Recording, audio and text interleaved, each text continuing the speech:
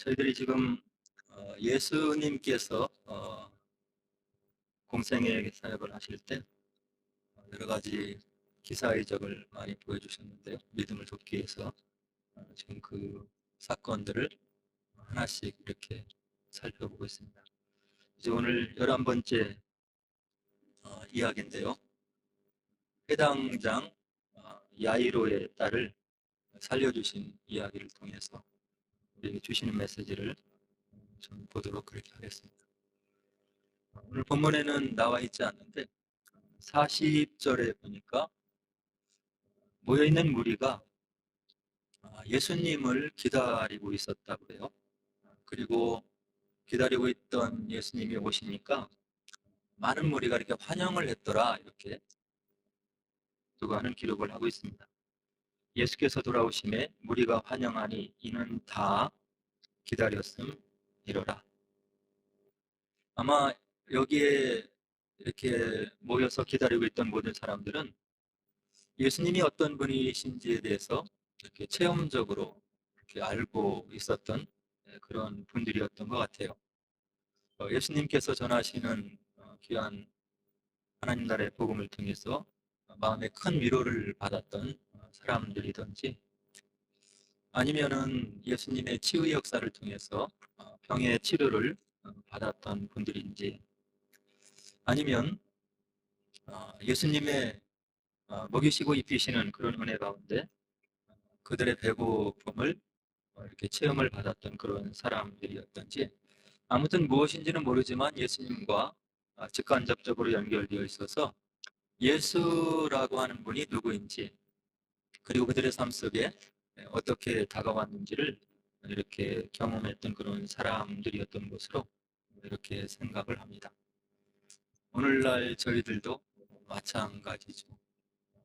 말씀 속에 우리에게 다가오시는 그런 예수님, 우리가 삶 속에서 이렇게 만나는 경험이 없고, 예수님께서 우리 삶에 들어오셔서 인도하시고 역사하신 경험이 없으면 이렇게 예수님을 기다리고 또 나의 삶 속에 들어오시라고 환영할 그런 이유가 없는 것이라고 생각을 합니다.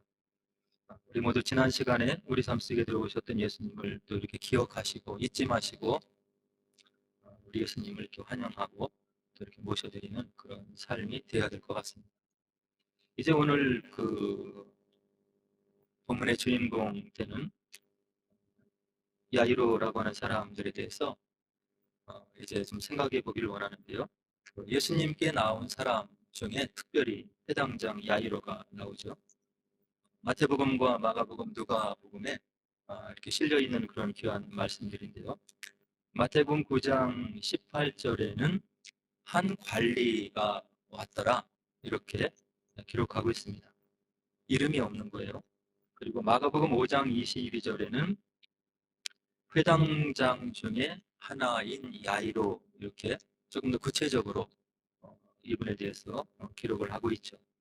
그리고 오늘 본문 8장 41절에는 회당장인 야이로, 이렇게 직책과 찾아온 사람의 이름이 기록되어 있습니다. 이렇게 세 가지의 복음서를 대조해서 보면 이분이 누구인지, 무슨 일을 하고 있는지를 저희들이 알 수 있는 거죠. 이렇게 예수님을 찾아온 야이로가 이제 한 일이 있는데요. 마태복음에는 예수님 앞에 다가온 야이로가 어떤 모습을 보이냐면 절하며 이르되, 이렇게 했어요. 회당장이면 그때 당시에 높은 직책이고 존경받는 직책이었는데 예수님을 만나자마자 엎드려 절을 했다고 마태는 기록하고 있는 거예요. 무언가 다급하고 긴박한 마음에 어떤 소원이 있음을 이런 구절들이 나타내주고 있는 거죠.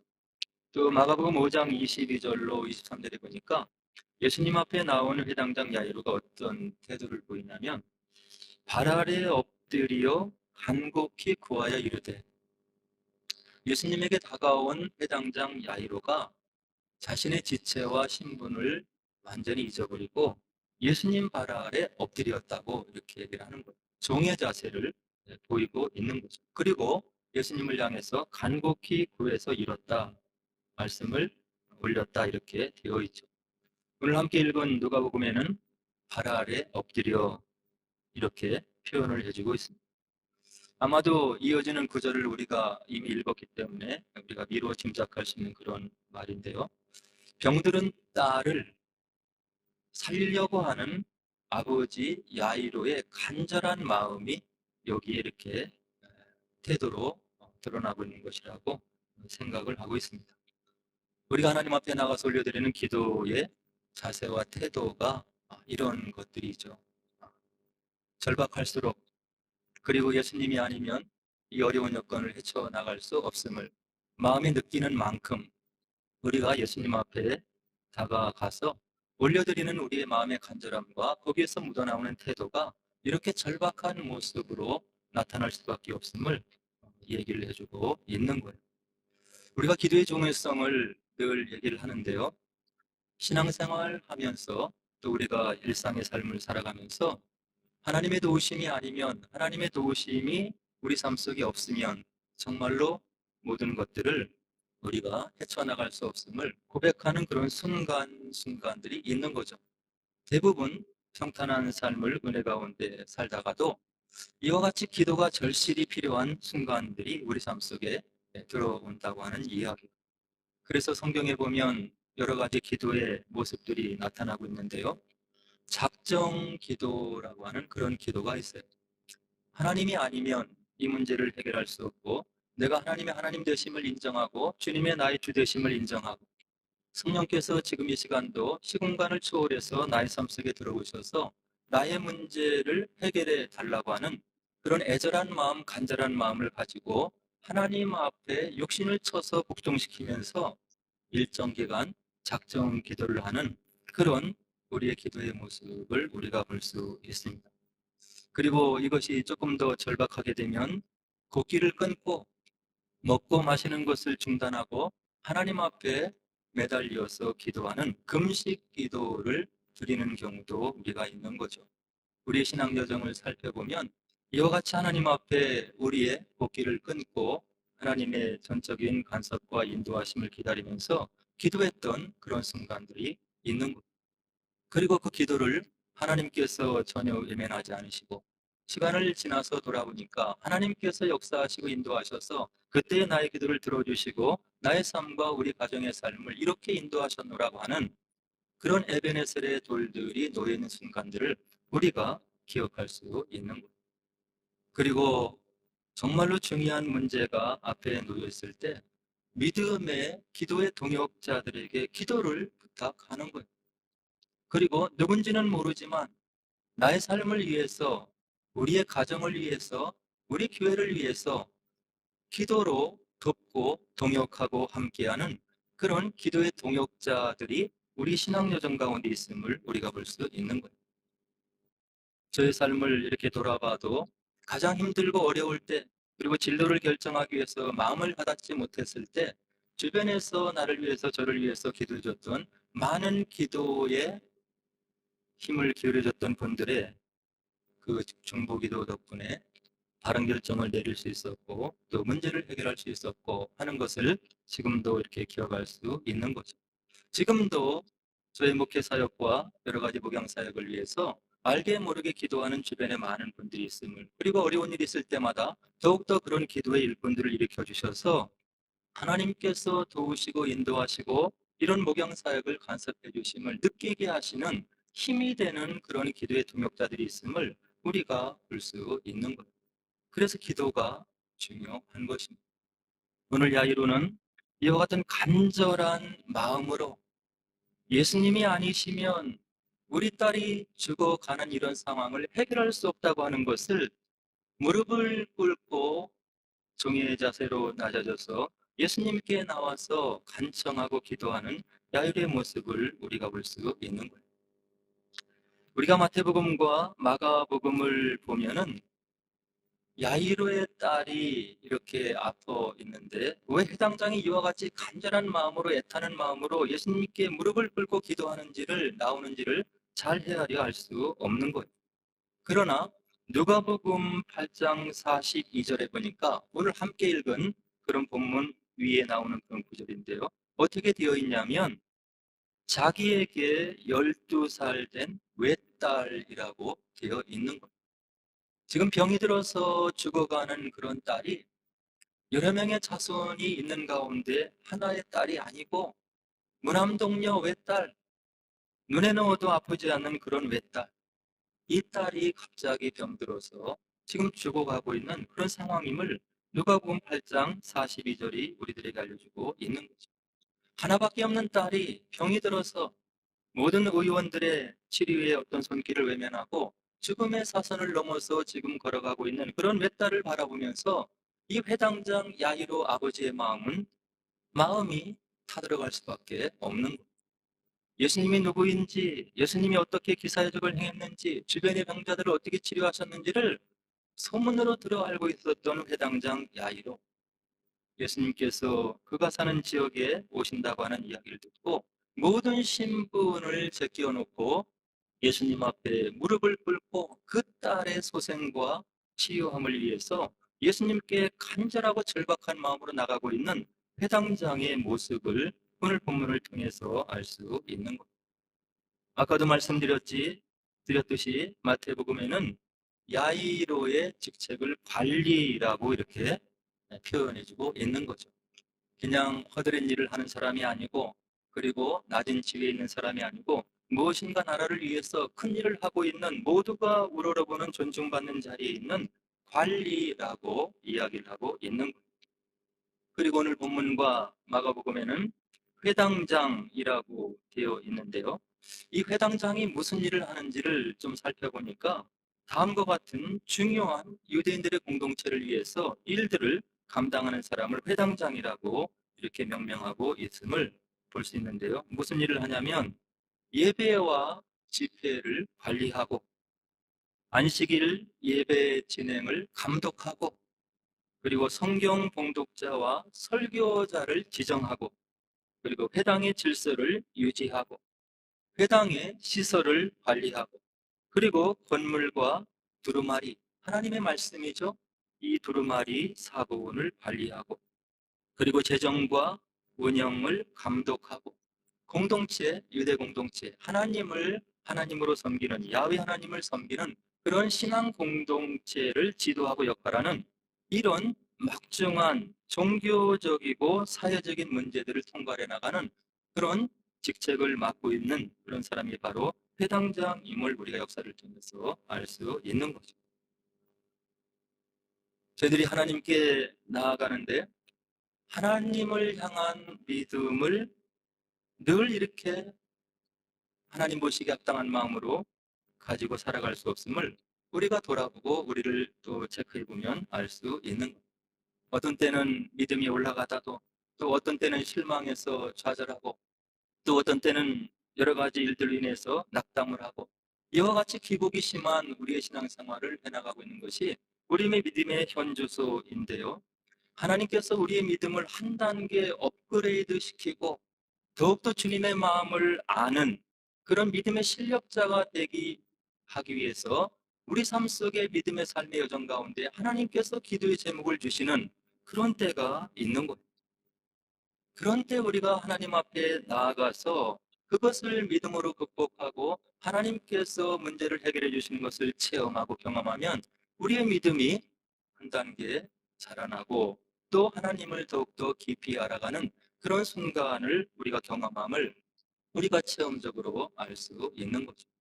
아마도 여러 가지 부러울 것이 없고, 그리고 남들이 우러러보는 이런 관리의 직책을 갖고 있었던 회당장 야이로에게 하나님께서, 성령께서 또 특별한 뜻이 계셔서 이와 같이 무남동녀 외동딸, 그래?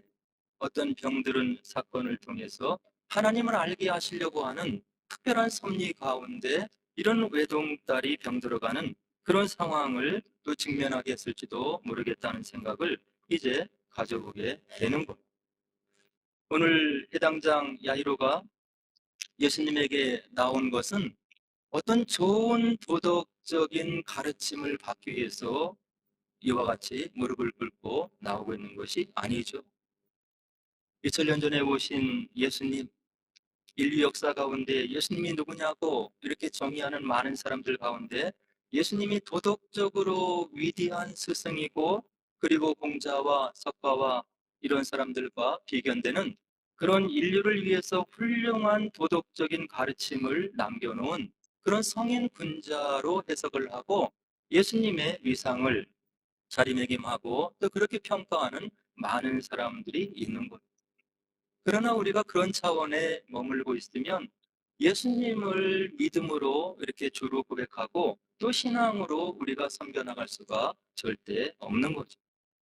예수님께서 우리에게 다가오신 것은 물론 그와 같은 인간으로서 우리가 속한 공동체에서 어떻게 선하게 착하게 하나님 나라의 백성답게 살아갈 수 있도록 위대한 가르침을 주신 것도 사실이지만 더 근본적인 것은 너희들의 삶이 이 땅의 삶으로 마감되는 것이 아니고 이 땅의 제한적인 삶 너머에 영원한 삶이 있고 그것을 하나님께서 너희들에게 주시기 위해서 나를 보내신 것이고 나를 통해서 너희들을 의롭게 하시고 하나님의 영원한 생명을 너희들에게 나눠주려고 내가 온 것이라고 하는 생명의 문제를 다루기 위해서 예수님께서 우리에게 다가오신 것이죠.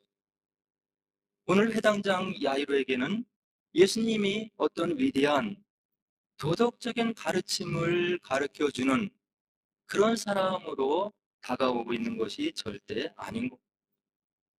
어떻게 해야 선하게 사는지, 착하게 사는지, 내가 회당장으로서 역할을 잘 감당하는지, 유대 공동체에서 나에게 주어진 직책을 잘 감당해서 하나님 나라의 영광을 돌리게 되는지, 그런 단순한 도덕적인 해결책을 얻기 위해서 야이로가 예수님께 나오고 있는 것이 아니라고 하는 이야기.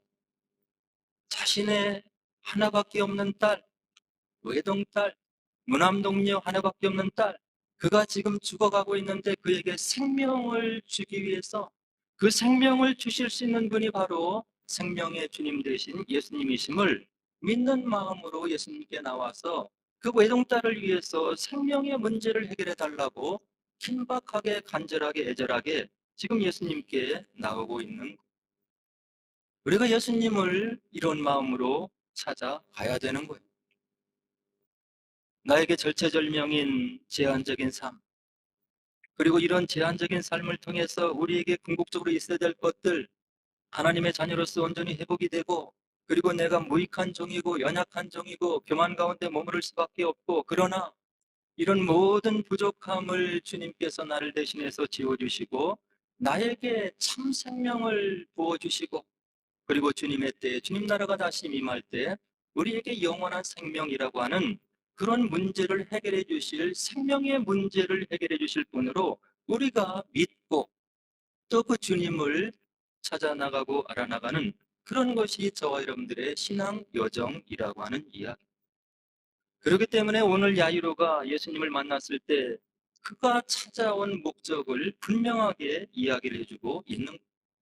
증언부언하지 않고 마태복음 9장 18절에 보니까 야이로가 예수님에게 뭐라고 지금 말씀을 드리냐면, 내 딸이 방금 죽었사오나 오셔서 그 몸에 손을 얹어 주소서, 그러면 살겠나요? 외동딸이 지금 죽은 거예요.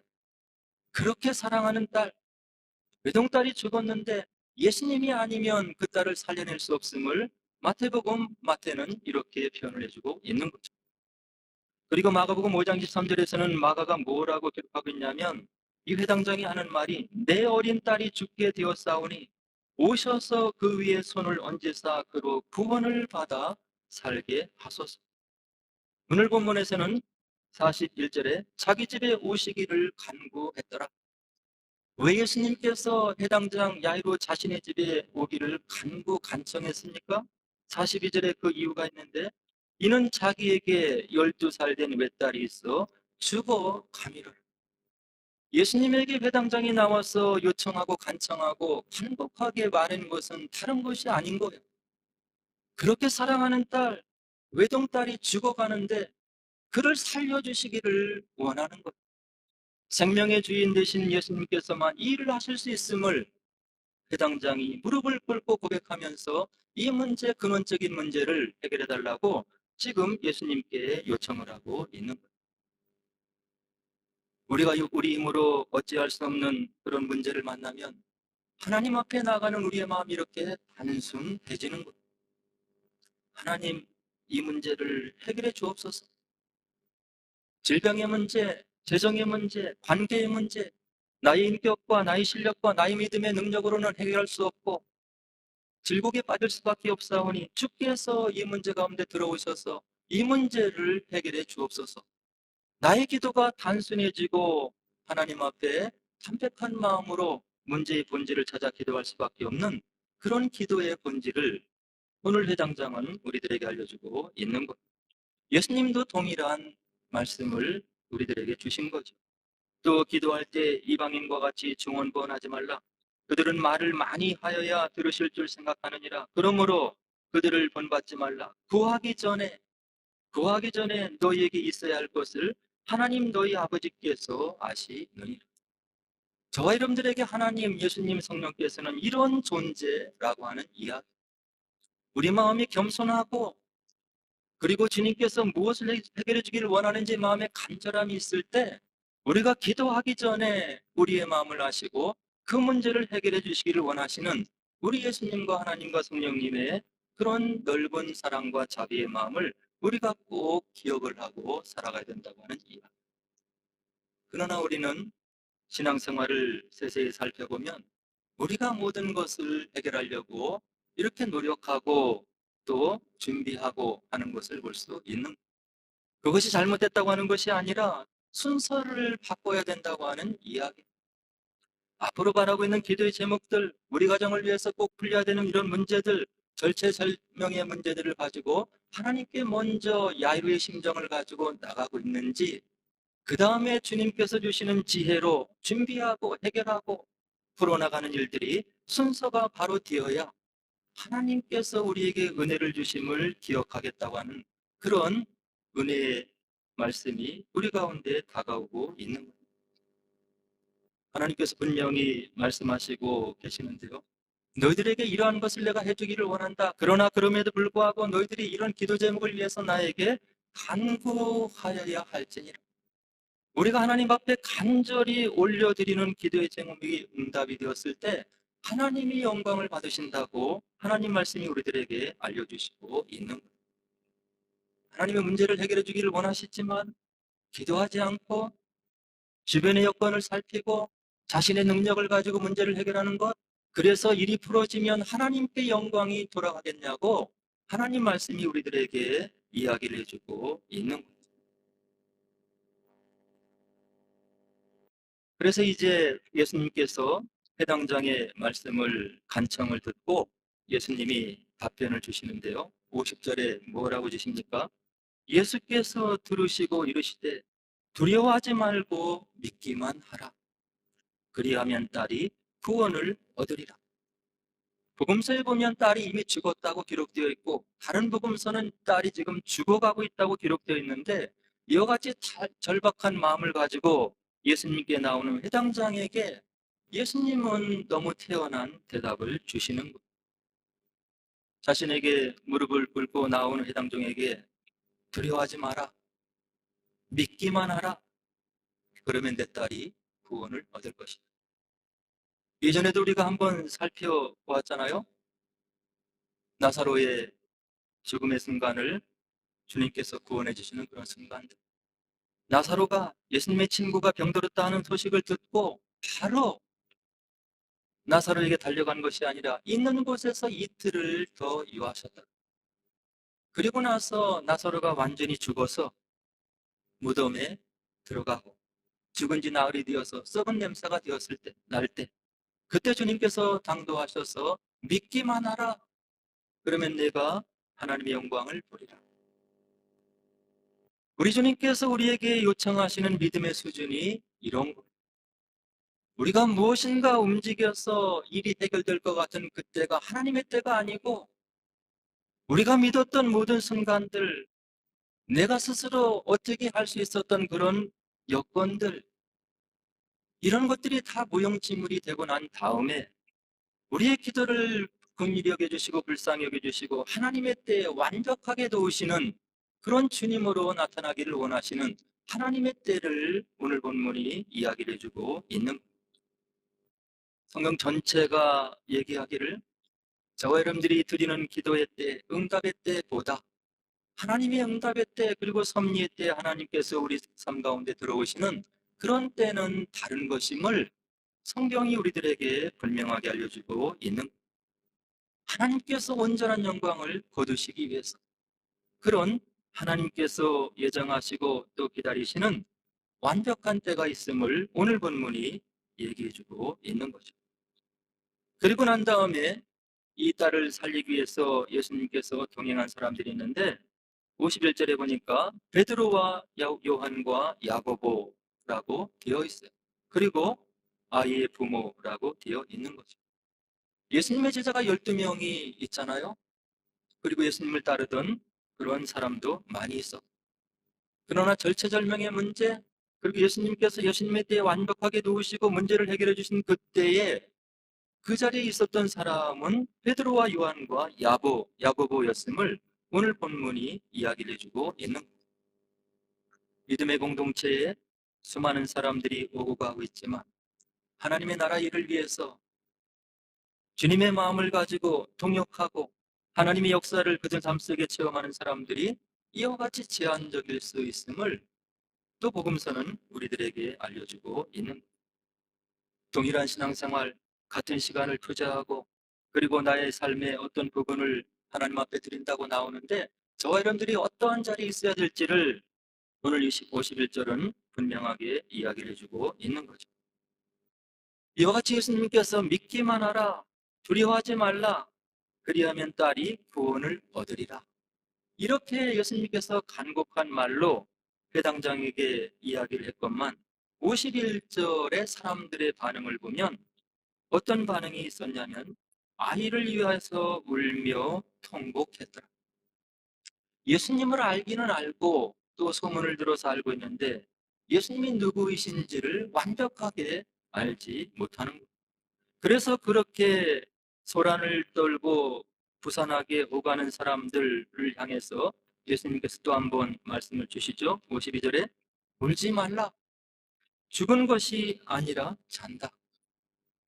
죽은 것이 아니라 자고 있는 것이다.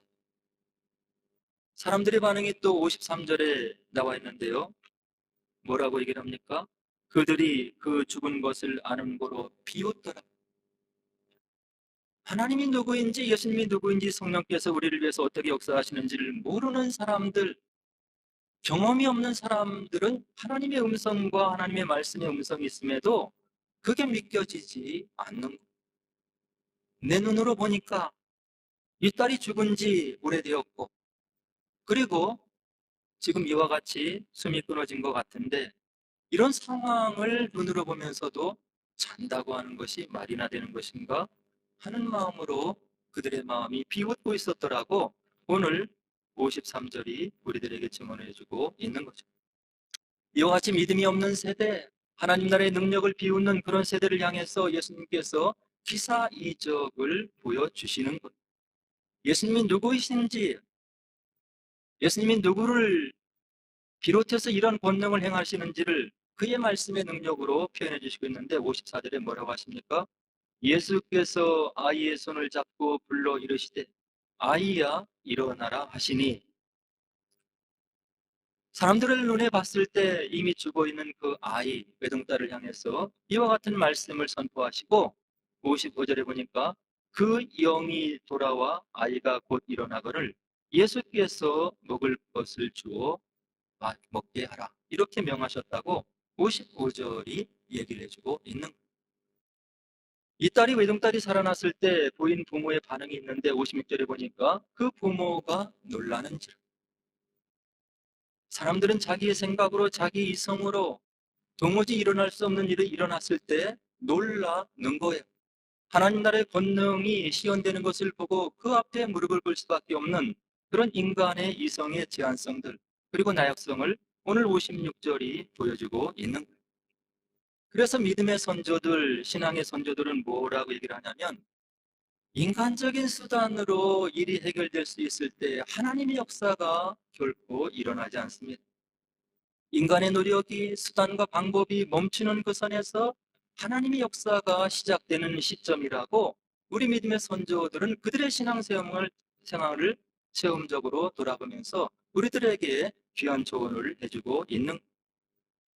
그래서 우리 하나님께서는 시편 기자를 통해서 이와 같은 말씀을 우리들에게 남겨주시는데요. 환난 날에 나를 부르라. 내가 너를 건지리니 내가 나를 영화롭게 하리라.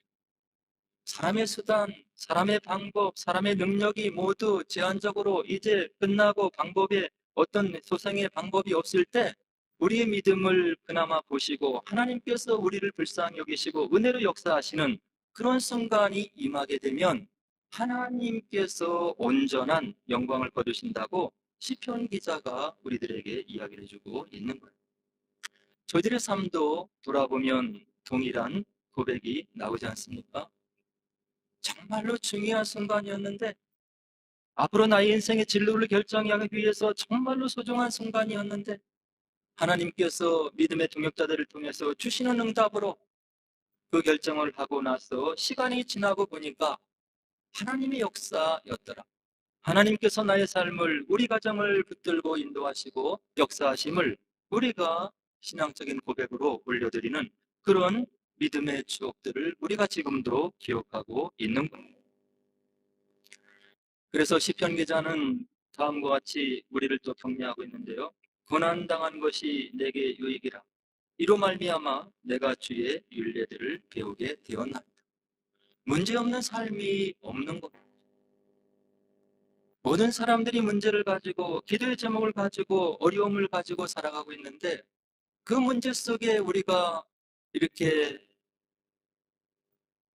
늘려서 우리의 삶을 끝나게 하나님께서 놓아주시지 않고 그런 고난의 상황들, 역경의 상황들, 그리고 문제의 상황들을 하나님께서 우리를 불쌍히 여기시고 우리의 그 적은 믿음을 귀하게 보시고 결국에는 그 모든 문제를 이겨낼 수 있는 지혜를 주시고 문제를 해결해 주셔서 우리에게 우리의 삶 속에 하나님이 어떤 분이신지를 분명히 믿음의 좌표를 찍어주시는 우리의 에베네셀의 하나님을 우리가 꼭 기억을 해야 된다고 하는 이야기.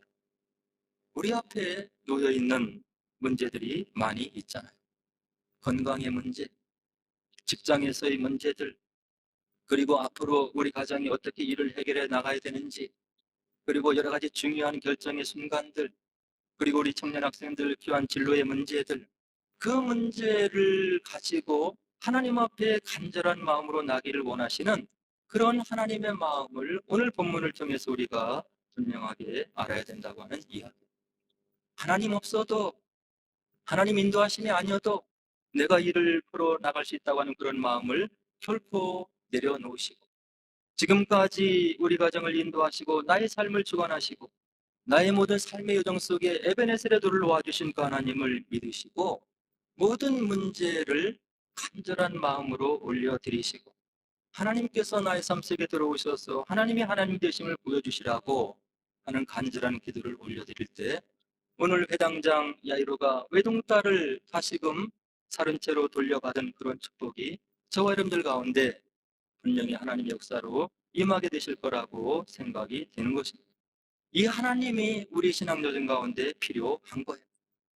이런 체험이 없으면 우리가 어떻게 신앙생활을 해나갈 수 있겠어요?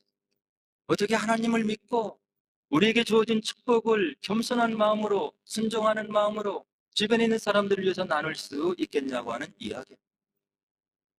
세상의 모든 사람들은 하나라도 더 가지려고 움켜잡지만 이런 하나님의 역사를 체험한 믿음의 공동체의 하나님의 자녀들은 나에게 소중한 것을 풀어서 하나님의 사역을 위해서 내놓을 수 있는 믿음의 실력이 있게 된다고 하는 이야기. 그리고 나의 삶 속에 하나님께서 주시는 모든 축복들, 그것을 가지고 교만한 것이 아니고 하나님 앞에 더욱더 겸비한 마음으로 나아가서 주님을 높여드리고 하나님 마음이 어디에 머물러 있는지를 깨달아 알아서 그 일을 통해 하나님과 동역하는 그런 믿음의 훌륭한 우리의 예수님의 제자들이 되어야 되겠다는 생각을 오늘 본문을 통해서 가져오게 되는 것입니다.